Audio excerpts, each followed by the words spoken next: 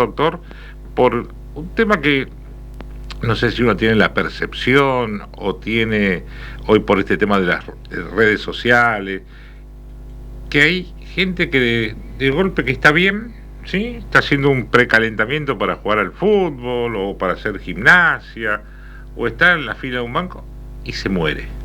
Lo que se llama clínicamente muerte súbita, ¿no es así? Así es, bueno, excelente el comentario, porque este es el mes que los cardiólogos y las sociedades de cardiología usamos agosto para recordar la presencia de esta entidad que vos bien la marcaste, que es la muerte súbita. Muerte súbita, que es para la gente que está escuchando, es la muerte que se produce en una persona que estaba aparentemente sana, no estaba internada, no estaba cursando una enfermedad terminal, no estaba con un cuadro agudo, sino que esa persona estaba haciendo su vida normal o haciendo una actividad física o durmiendo. Sí. Y desde que comienza a tener un síntoma, en menos de una hora esa persona fallece o se le produce un paro cardiorrespiratorio.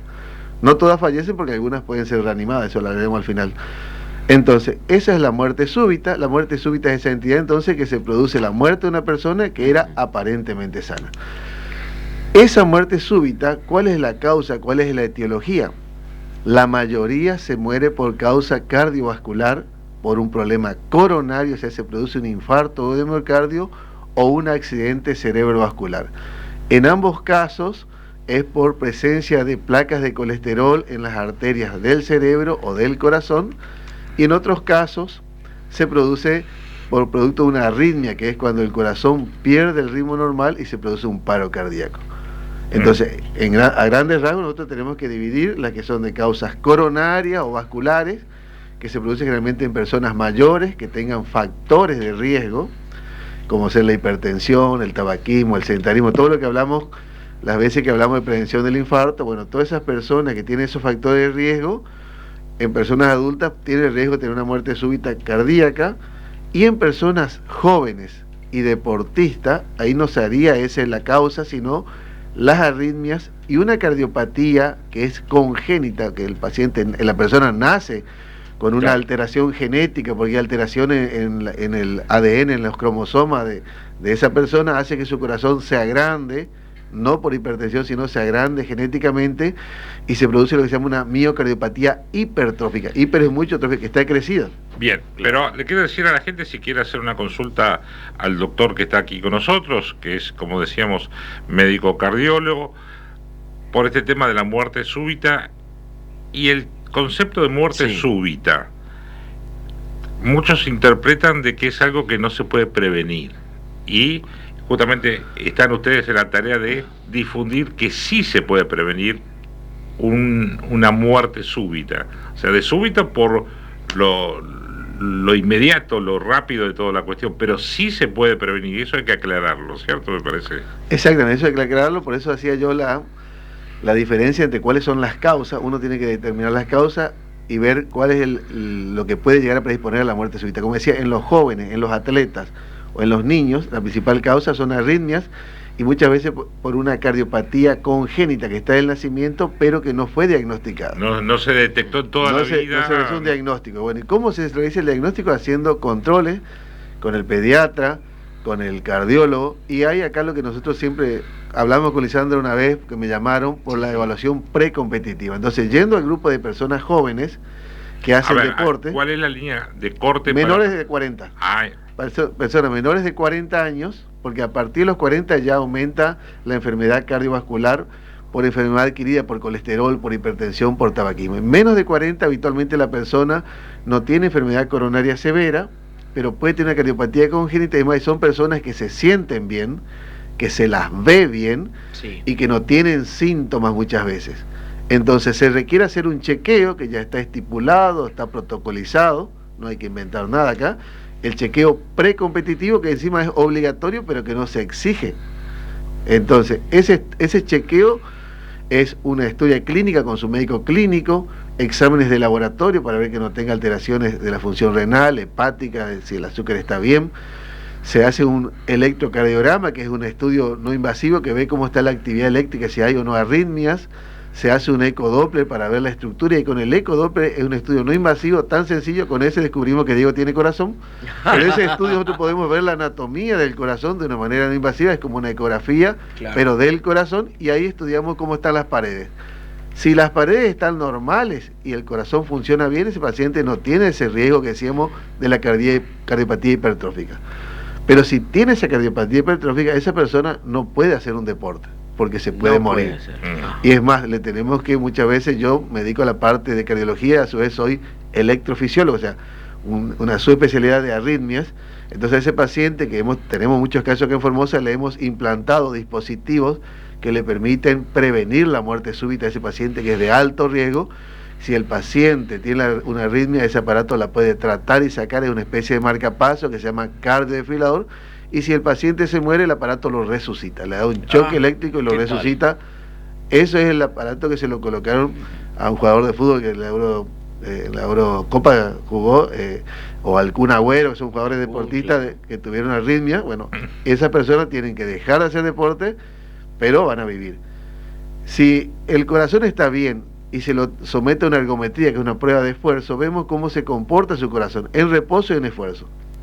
Si todos esos estudios le dan bien, nosotros le firmamos el apto, que está apto para hacer deporte de alto rendimiento, y tenemos un 99% de probabilidad de que no le pase nada. Siempre queda un 1% porque medicina no es absoluto, y hay todavía causas que no hemos descubierto por qué, aun teniendo todos los estudios normales, puede tener una descompensación, pero eso no evita a que la persona pueda hacer de manera totalmente aprobada, digamos, teniendo su apto. Ahora, si una persona de más de 40 años, varón, hipertenso, sedentario, o que no sabe si tiene colesterol alto, si lo sabe y no está tratado, o es diabético y no está tratado, porque el diabético que está tratado está protegido, o sea, una cosa es que uno sea diabético y no se hace los controles, no sabe cuánto tiene de glucemia, no está tomando medicación, no sabe si es hipertenso, y se va a jugar un partido de fútbol, o se va al gimnasio, o corre una carrera, una maratón, lo que sea, sin una evaluación, tiene altas chances de que en ese esfuerzo tenga un accidente cardíaco, que se tape una arteria, o que tenga una arritmia y se produce la muerte súbita. ¿Y es frecuente la muerte súbita en Argentina? Sí, es muy frecuente. No sé si ustedes saben, no tienen por qué saberlo, pero en Argentina se mueren más de 40.000 personas por año, todos los años. O sea que si nosotros lo bajamos a por tiempo... muerte súbita. Por muerte súbita en Argentina. Más de 40.000. ¿Cuántos de eso en Formosa? En Formosa está repartido en toda la Argentina porque es por la población. De eso, en todo el país, habría que sacar la proporción que yo no saqué. En los 40 millones, nosotros tenemos un muerto cada 15 minutos en Argentina. O sea, por muerte súbita. Por muerte súbita. Personas que estaban aparentemente sanas, no estaban internadas, estaban en su casa, estaban trabajando, estaban manejando.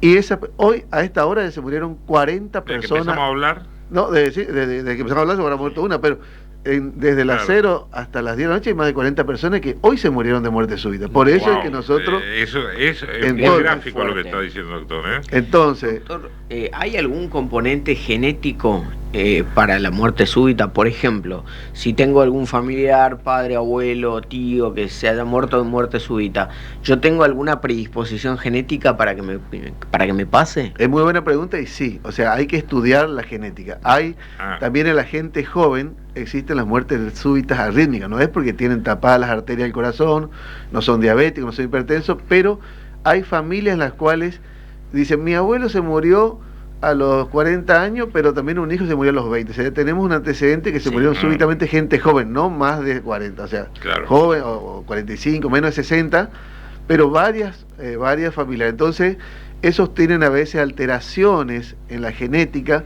que hace que la membrana celular trabaje mal, y al trabajar mal la membrana celular, la parte eléctrica de la célula se altera, y la arritmia, que es una actividad eléctrica alterada, sin ritmo, produce la muerte súbita. Ahí están lo que se conoce en canalopatía o síndrome de Brugada, que Brugada es un médico español que vive aún, que describió ese síndrome, que era que personas jóvenes en la familia se morían. Cuando le hicieron un electro, se describió un patrón que se llama patrón de Brugada, en el cual había una alteración en el electro que predisponía a que esa persona se muera súbitamente. Le decimos a la gente, estamos aquí en el estudio con el médico cardiólogo Alfredo Romano. Si quiere hacer una consulta, de hecho ya hay algunas en el contestador y acá en el WhatsApp, que es el 3704-54-6095. Y quiero ver si me ayuda a despejar o a confirmar una cuestión popular, ¿sí? La inmensa mayoría de las personas, por suerte, se vacunaron contra el COVID, con algún tipo de vacuna, o de un laboratorio o de otro, y nos dicen ahora muchos, esa cuestión sin mucho fundamento científico, dice, no, lo que pasa es que vaya a saber qué nos pusieron, y eso está hoy matando a la gente, o afectando la salud de la gente, y apuntan básicamente a la muerte súbita, porque me quedó dando vuelta el número ese de 40.000 personas por año de muerte súbita en la Argentina. ¿Hay alguna, desde que se vacunó a la gente, a la población con vacunas contra el COVID, a la fecha, algún estudio que relacione en algo que haya subido y tenga incidencia en la salud de la gente la vacuna del COVID y puntualmente en el corazón?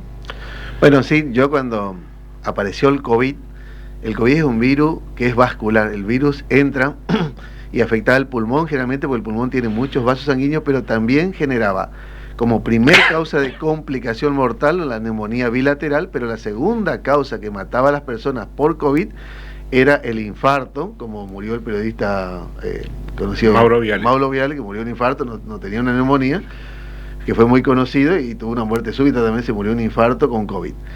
La vacuna para el COVID lo que hace es imitar al ingreso del virus al cuerpo, pero no teniendo la virulencia, y se había descrito con una vacuna que salió del mercado, que es la AstraZeneca, que generaba trombosis y predisponía a trombosis vasculares, trombosis venosa, infarto, accidente cerebrovascular.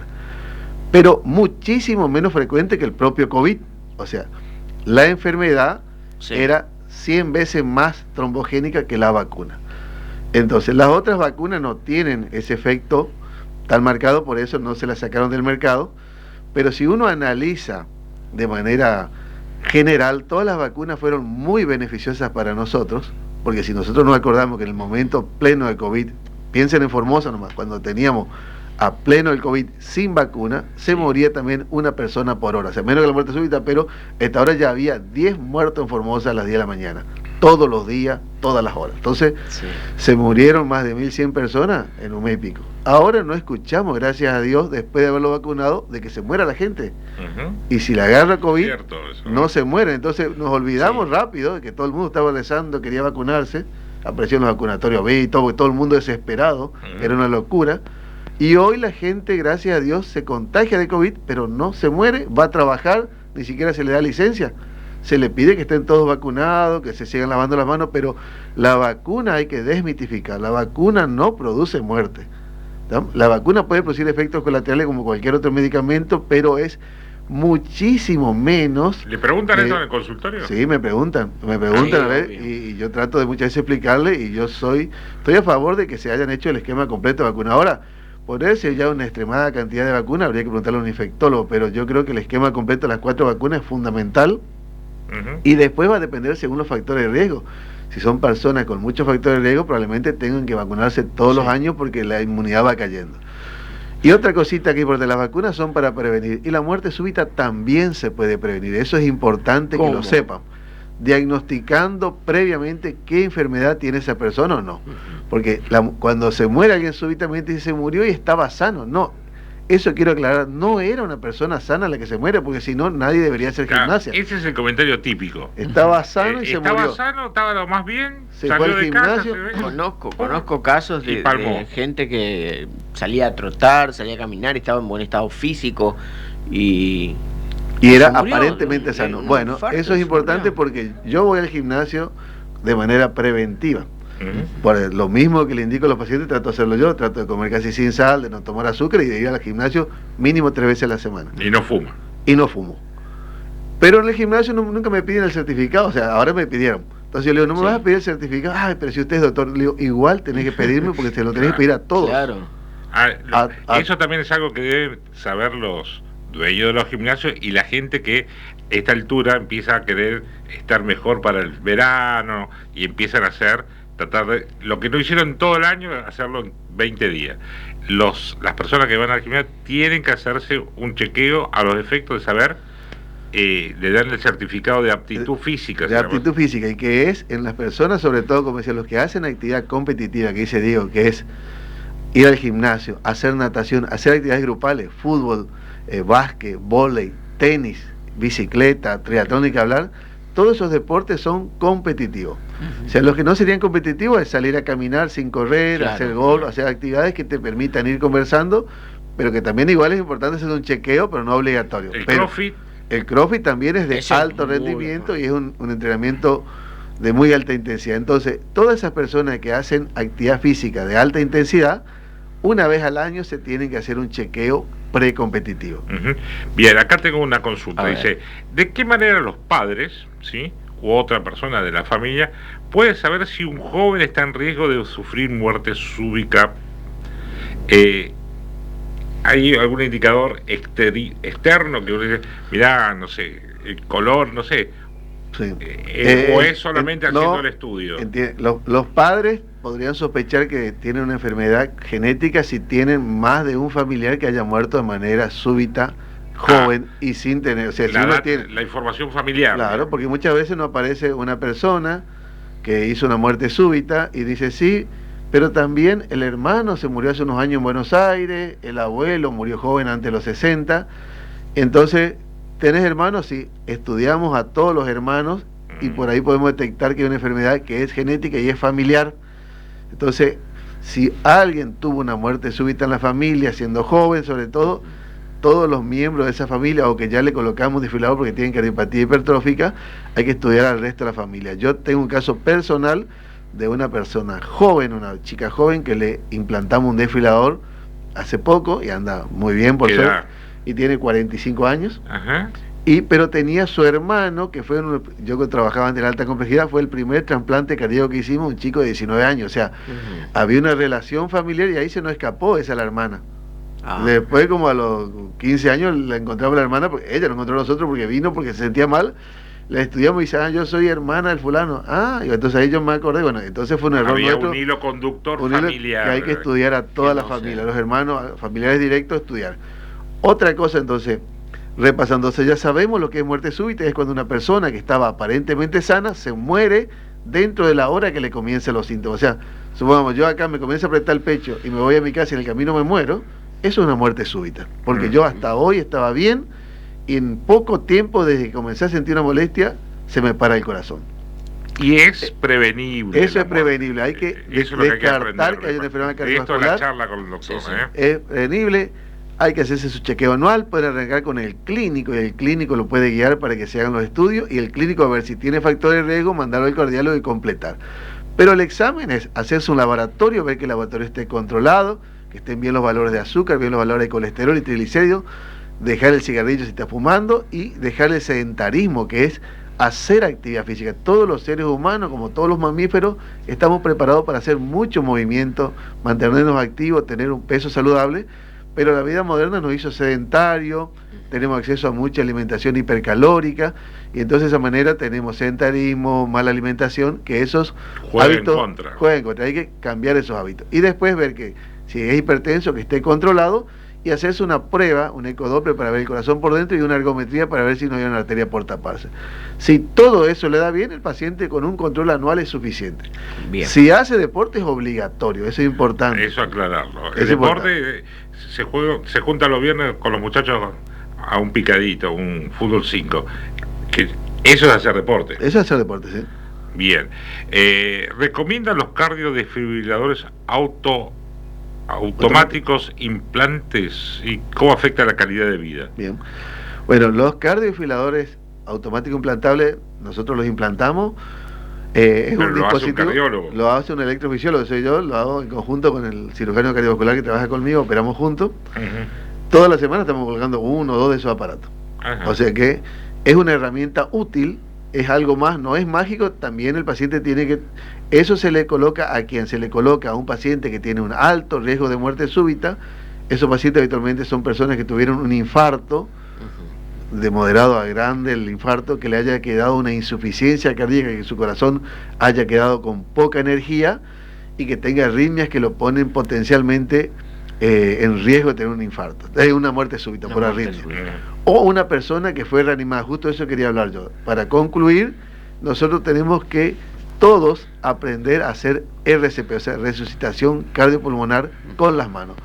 Toda persona debería aprender, y debería haber cada vez más cursos. Nosotros lo solemos hacer a través de la sociedad, en los clubes, en la escuela, en el banco, hicimos hace poco, para que una persona... Al personal del banco. Al personal del banco, bueno, porque ellos reciben muchísima gente y en el banco se murieron varios. Ellos tienen, a su vez, en esa resucitación, que es importante conocer las maniobras, aprender a utilizar un aparato que se llama DEA, que es desfibrilador automático, que se coloca unas planchas sobre el tórax del paciente y automáticamente el aparato detecta si tiene un paro cardíaco y lo resucita, ¿tá? Es como que implantamos, pero es externo. Ajá. Claro. Y eso debería haber en áreas que se llaman cardioprotegidas, que son en los aeropuertos, las terminales de ómnibus, los clubes, en los aeropuertos, y acá todos los bancos, que yo conozco, el Banco Formosa, que nos pidieron capacitación, todas las sucursales tienen desfibriladores. Ah, mire. Pero bueno, ahí hay que capacitarse. Pero toda persona que vive, que yo, si hay una persona que tiene el padre, el abuelo que vive con ellos y tuvo un infarto, todos los miembros de la familia deberían saber hacer RCP por si le pasa algo a esa persona o a cualquiera de interesante esto, Muy interesante. La familia. Doctor, le voy a pedir que se ponga los auriculares porque tenemos un oyente que dejó su mensaje en el contestador. A ver. Hola, buenos días, Diego. Un mensaje, una pregunta para el doctor Román. Yo tengo 66 años y no tengo ningún problema de colesterol ni de azúcar, nada. Y necesito saber si tendría que tomar algún medicamento para la presión. Gracias. Bueno, interesante la pregunta. Y la respuesta es que el medicamento para la presión solamente deberían tomar personas que tienen una hipertensión diagnosticada. La presión arterial normal es 120-80, pero cuando está entre 120-80 y 140-90, nosotros llamamos como un área de prehipertensión, y ahí hay que evaluar si hay algún daño de órgano blanco, o sea, si el corazón se comenzó a agrandar, si tiene las arterias del cuello engrosadas, si tiene alteración en los riñones, ahí ya debería tomar un medicamento para la presión. Alteración en los riñones, ¿cómo es eso? Bueno, la presión arterial es la presión hidrostática que circula por los vasos sanguíneos, Sí. y el riñón es el filtro, el que purifica la sangre. Ajá. Si esa sangre llega con una presión muy alta, ese filtro se va dañando y se comienza a romper y a perder proteínas. Eso se llama daño de órganos blancos de la presión. La presión afecta a todas las arterias, pero lo que tienen las arterias más finitas, como el riñón, el cerebro, la vista, la retina y el corazón, son los que más se afectan o los que primero se afectan. Entonces, si esa persona es hipertensa, ya está diagnosticada, se confirmó que es hipertensa y tiene algún daño al órgano blanco, debería iniciar con tratamiento. Si tiene episodios aislados de presión, debería primero confirmarse que es hipertensa. Si es por solamente la edad, no debería tomar nada. Claro. Bien. Doctor, los casos que se han visto, incluso algún conocido, alguna celebridad también a nivel nacional, de los bebés, de los niños que tienen muerte súbita. En esos casos, un bebé, un niño pequeño no puede ir al gimnasio, hacer ejercicio y demás. ¿Cómo se puede atender esa cuestión? Bueno, los bebés cuando nacen se les hace todo un score para el grado de maduración que tienen. Si tienen algún problema, en los bebés habitualmente también las causas son arrítmicas o por una cardiopatía congénita. Hoy en día avanzó muchísimo la tecnología y cuando los bebés son hijos de madres que tuvieron antecedentes familiares de cardiopatía o son diabéticas, Sí. ya se le hace un ecodoppler intraútero. Se le hace una ecografía al bebé dentro de la panza de la mamá y se le mira específicamente el corazón del bebé, O sea, ya saben, para descartar si hay una cardiopatía o alguna alteración. ¿está todo bien o hay alguna? Claro, porque hubieron casos en el cual se detectó una cardiopatía, inclusive se lo operó dentro de la panza utilizando mucha tecnología, Wow. sin que nazca todavía el bebé, o si no al nacer se lo lleva a un lugar Impresionante. de cuidados intensivos. O que tuvieron una arritmia, hemos tenido casos cuando yo trabajaba en la Fundación Favaloro, de una mamá que el hijo tenía una arritmia y estaba intraútero y tuvimos que darle medicamento a la madre para que a través de la placenta le pase al bebé y se cure la arritmia. Entonces, Qué bárbaro. hay esos casos. Y después también el tema que los bebés, la muerte súbita muchas veces por aspiración, que hay que tener mucho cuidado con el tema de cómo se ubica el bebé. Años anteriores, nuestra abuela decía que el bebé no tiene que estar boca arriba. Sí, sí. sí, sí. Y en realidad se determinó que boca abajo existe mayor cantidad de muertes súbitas. Así que nosotros muchos nos salvamos de casualidad porque nos ponían boca abajo. Claro. Sí, entonces hay que ponerlo, en realidad lo que recomienda es ponerlo de costado, el bebé con 2 almohaditas cuando están en su cuna solo, porque si vomita para que no se aspire, porque claro. Boca arriba si está y vomita puede aspirarse, pero boca arriba no es la mayor, no es la posición más grave, es la boca abajo. Entonces tratar de que no duerman boca abajo, de costado y determinar si hay antecedentes en la familia. Bien. Dice Diego, ¿qué tan confiables son, doctor? Le preguntan al doctor Romano, cardiólogo del hombre, los relojes y las bandas que son para monitorear el ritmo cardíaco, la glucemia, Claro. ¿sirve para autorregularse uno del ritmo cardíaco, la presión? ¿Qué tan confiables son primero? Bueno, la verdad es que actualmente la tecnología avanzó tanto que esos relojes, si son de marcas conocidas, son muy confiables, sobre todo con la frecuencia cardíaca. Otros determinan la saturación de oxígeno, Sí, y hay otros más modernos que presión. determinan la presión arterial. También, sí. Entonces, sí, la verdad que son útiles. Yo lo que más recomiendo a los pacientes que utilicen los relojes inteligentes o el teléfono que la mayoría tiene, es para que se monitoreen el movimiento, que te marca los pasos. Lo hago yo para ver, es muy efectivo y el teléfono me va avisando. Normalmente deberíamos hacer 6.000 pasos en el día. ¿No? Y el aparato me dice, hiciste 800, más te falta un montón, ponete las pilas. Entonces también te regula el tiempo, la cantidad de agua que uno tiene que tomar, que deberían ser 2 litros por día, salvo que tenga una restricción del médico, y las horas de sueño. Entonces yo le digo que sí, que utilicen toda esa herramienta tecnológica para el autocuidado, que los deportistas lo hacen cuando van compitiendo, van mirando con qué frecuencia se entrenan, con qué velocidad van. O sea que son herramientas útiles. Como un autocontrol tecnológico, y que si ves que no cumplís o hay algo raro, ir al médico, siempre ir al médico. El médico. Y por ejemplo, esos relojes inteligentes del pulso son muy importantes porque existe una arritmia que se llama fibrilación auricular, que es cuando el ritmo se pone irregular y eso predispone que se formen coágulos en el corazón y eso produce una ACV y produciría una muerte súbita.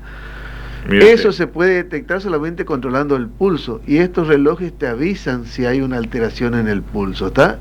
O uno se lo puede monitorear siempre solo. Siempre y cuando sean buenos, digamos. Siempre y cuando sean buenos. Muchos pacientes míos van a la consulta con el aparato y lo comprobamos, lo controlamos comparándolo con los dispositivos que tenemos en el consultorio, que son tensiómetros validados, saturómetros validados, y la mayoría de las veces son exactos, o sea que hay utilidad, hay que leer. Bueno. Bien, acá me pregunta, me dice, ¿qué opines sobre las estatinas? ¿Qué son las estatinas primero? Bueno, las estatinas son medicamentos que bajan los niveles de colesterol en sangre. Se inventaron para tratar el colesterol y se utilizan cuando el paciente... Como la rosuvastatina. La rosuvastatina, la atorvastatina, son drogas que han demostrado bajar no solo el colesterol, sino que también tienen funciones pleiotrópicas, que no se sabe bien por qué, pero bajan la inflamación y previenen los cuadros de infarto o que se repita. Si una persona tuvo un infarto o tiene una enfermedad asociada a la hipertensión, diabetes, debería tomar estatinas para tener los valores bien bajos del colesterol, de esa manera prevenir la aterosclerosis. ¿Las estatinas previenen o tratan la aterosclerosis? Aspirina sí, aspirina no. La aspirina se debe tomar con indicación, sobre todo cuando una persona ya tuvo un primer evento. O sea, decir yo ya tengo 40 años y voy a tomar una aspirina para que no me agarre un infarto no sirve. Ese es otro de los mitos urbanos. Son mitos urbanos. Tomo todos los días por las dudas. Aspirina. Tiene que tener indicación. ¿Por qué? Porque la aspirina tampoco... Pero lo vendían así, Sí, no es inocuo así, lo vendían en los medios de publicidad, pero si una persona tiene una predisposición para tener una gastritis, esa aspirina la puede empeorar o inclusive producir un cuadro más grave, que tiene una hemorragia digestiva, que es un cuadro muy grave. Entonces la aspirina tiene que estar indicada por el profesional habitualmente cuando el paciente tiene una enfermedad vascular severa o ya tuvo un infarto o tuvo un accidente cerebrovascular, pero no automedicarse con aspirina. Bien. Acá preguntan, ¿dónde se puede aprender a hacer RCP? Dice, me gustaría aprender, mi esposo falleció de muerte súbita. Mira, la esposa que por ahí lo podría ver eventualmente, vaya a saber en qué circunstancia ocurrió, pero ella quiere saber, ¿hay algún lugar donde se pueda aprender a hacer cursos? Me parece bueno eso que hizo el banco, me parece. Sí, nosotros, hay muchas instituciones que brindan cursos de RCP, los hospitales suelen hacer campañas, yo creo que ahora en agosto se van a alargar las campañas, hay que estar atentos a la campaña de prevención de muerte súbita, o en septiembre, cuando hay campañas del mes del corazón, o en noviembre, con la diabetes, el Hospital de Alta Complejidad, el Evita, el Hospital Central, suelen hacer campañas con charlas y prácticas gratuitas con los muñecos para SP. Los clubes también. Con unos muñecos especiales. Con los muñecos, que para enseñarle que la compresión sobre el tórax tiene que hacerse de manera correcta, que es comprimirlo. No es solamente de manera apretar rítmica, así, exactamente. y en un lugar determinado. Y en un lugar o un área, por lo menos. sobre el tercio inferior del externo, en el hueso, que es el tórax. Y eso hay que mostrarle por lo menos una vez a la persona y hacer lo que practique. Nosotros, a través de la asociación, en conjunto con la gente de anestesia, solemos hacer cuando nos llaman, la gente del banco, los clubes, hemos hecho en Club Sarmiento, hemos hecho en el Banco Formosa, en escuelas. Sobre todo donde se reúne mucha gente, como es un banco, me pareció realmente para destacar esas cosas, de que el banco se preocupe y se ocupe de cuestiones como esta. Me están llegando otras preguntas, me dice, ¿aspirina o aspirineta? Me dice. Bueno, la que se utiliza en cardiología como prevención del infarto es la aspirina de 100 miligramos, y esa coincide Hay la una que dosis. se llama aspirina Preven. Yo tomo aspirina Sí, Preven. la aspirina Preven viene en 100 y viene en otras dosis también, pero la de 100 es la de para prevenir el infarto, y la aspirineta tiene la misma dosis. La aspirina Preven lo que tiene es una cubierta entérica que no produce tanta gastritis, más previene para prevenir gastritis que para prevenir infarto. Las dos previenen el infarto de la misma manera. Está bien. Y después las aspirinas de mayores dosis no producen mayores beneficios y sí producen mayor riesgo de gastritis. Entonces, decir, yo tomo una aspirina para protegerme, le tomo 3 por las dudas, eso no lo va a proteger más, y lo pone en riesgo de una gastritis. Mire usted. A ver, consulta, dice, mi marido murió a los 15 días de aplicarse la AstraZeneca, murió, era diabético y murió de un infarto.